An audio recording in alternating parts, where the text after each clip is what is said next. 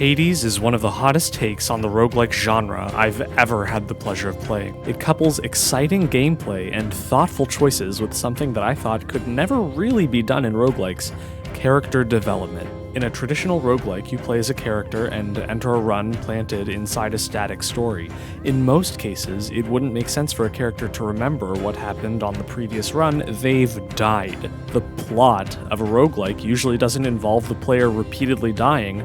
The plot is usually based on just the successful attempts at the game. Enter Hades. Every character remembers everything you do on every run, successful or not. Characters stick around, and because of this, it's possible for characters to develop over the course of multiple runs. Darren Korb, the composer for Hades, explores some of these developments musically throughout the game's entire soundtrack. Today we're going to talk about 3 of these instances, so let's get to it. First, let's talk about Orpheus and Eurydice. I think the song that teaches the most about Orpheus and Eurydice would be Good Riddance. Okay, so this starts out as a song that just Eurydice sings alone when you enter her room in Asphodel. The lyrics are well written. On the surface, it's about rejecting earthly status.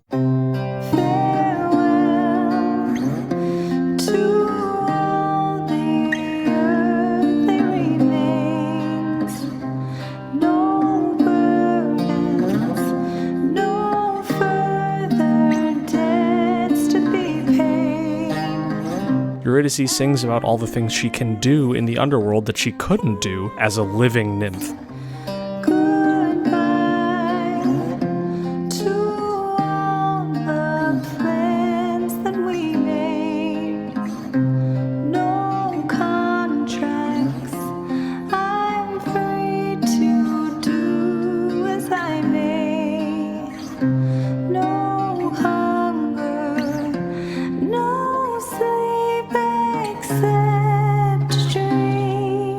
But I think there's a hint here, and it's only accessible if we also listen to a portion of Lament of Orpheus, sung by, you guessed it, Orpheus himself. This one is about the journey Orpheus takes as a living being to the underworld to rescue Eurydice. The song itself is really cool, but all you need to remember is that Orpheus thinks that he has to free Eurydice by taking her from the underworld. Here goes my desperate plea.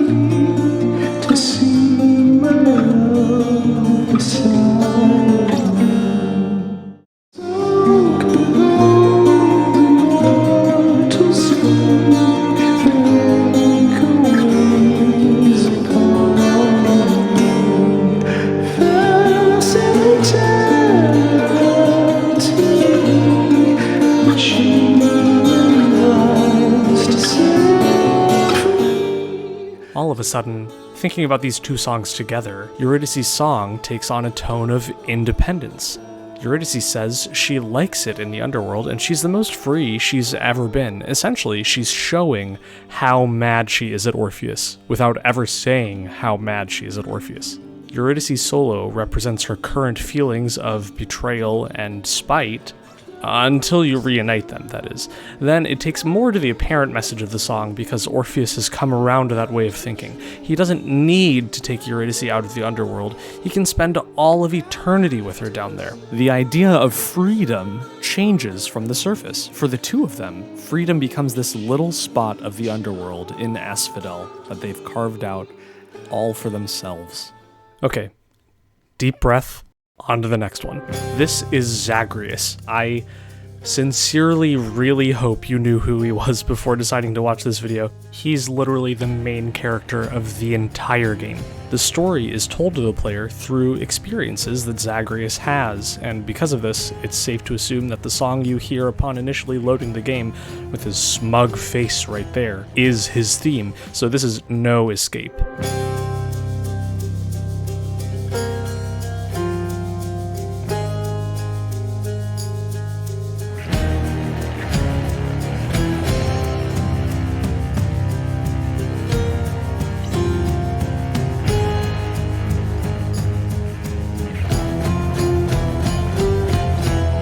Now think about the song that plays when you fight Hades, titled God of the Dead. Take a listen.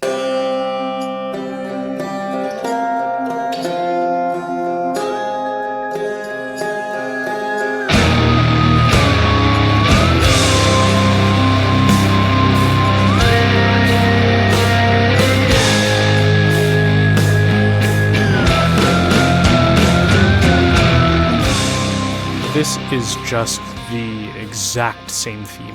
When I think of how God of the Dead fits into the entire game, though, I don't think it's supposed to also stand as Hades' theme.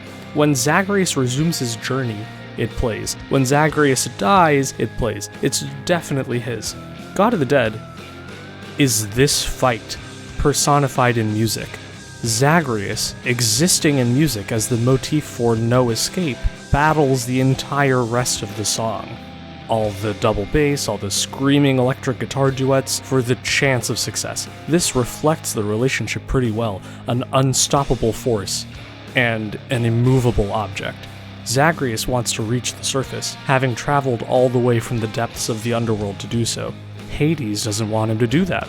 Now, sprinkle in some dramatic tension, and all of a sudden we have ourselves a grounded reason to compose God of the Dead.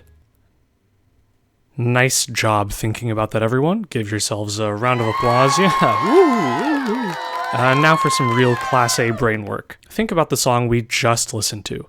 We just established that Zagreus is this theme. So if we had to personify Hades in God of the Dead, what would he be? Hades acts as the driving force of the fight, determining what you do by making the first move, so Hades is represented by the driving aspects of the piece. So this includes things like the drum set, the electric bass, the electric guitars played by those just wicked talented guitarists when you enable extreme measures 4. Anything that isn't Zagreus is probably Hades. Overall, this is metal. It's metal, yeah. It makes sense, right? I mean, Hades is the god of the dead, but he's also the god of riches, which includes heavy metals. Now welcome to On the Coast. It's literally the exact opposite of God of the Dead, which is an observation you can make after like 3 seconds. There are bowed instruments, symphonic percussion pieces, bass drum, wind chimes, snare drum, there's an oboe, there's a flute. You step out of the fight with Hades into a completely different world from anything you've ever encountered in the rest of the game. The song doesn't just play every single time you make it to Greece. No. There's an important distinction to make here. It plays whenever you meet Persephone in Greece. Once you've beaten Hades enough times to hash out a discussion with Persephone and she agrees to come back to the underworld, you never hear On the Coast in a run again. So this piece represents Persephone at a certain point in her development, when she could no longer tolerate Hades. Essentially, Persephone at this point wants nothing to do with him, so it fits that her piece is the most unlike any other piece in the soundtrack. One interesting thing to note here is that On the Coast features wind instruments, a section of instrumentation that barely exists anywhere else in the soundtrack, and that's probably because earlier in the game, moments before you can hear the song for the first time, Hades specifically says that the air is always still in the underworld. I never grew accustomed to the air up here. It gusts senselessly whichever way it pleases. I suppose you must prefer it to the stillness of the air below. There's no wind in the underworld, just air, which makes sense because, I mean, you can't play a wind instrument without wind, right? It's kind of like the one thing that you need. Here's where it all comes together. When Persephone decides to go back to the underworld to amend her relationship with Hades, you hear the song In the Blood. This is probably my favorite piece in the whole soundtrack. I mean, it's big, it's moving, it features Orpheus and Eurydice, you remember them? Remember from the beginning of the video? The best thing about it represents Hades and Persephone's relationship being actively mended. Think about it. Hades is represented by driving pulse and heavy metal instrumentation. Persephone is represented by musical flow and wind instruments. In the Blood is a combination of these aspects of the two of them. Hades brings his classic rhythmic pulse and drive with his drum set. Persephone brings her own brand of musical flow through the string instruments we heard in On the Coast, as well as the same symphonic percussion instruments. Even with all of this overlap, there are still instruments heard here and nowhere else in the soundtrack. Well, specifically one, the trombone, which I think is probably the perfect marriage of these two sonic ideas. Hades brings the metal and crafts the trombone itself, and Persephone brings the wind and allows it to be played in the first place.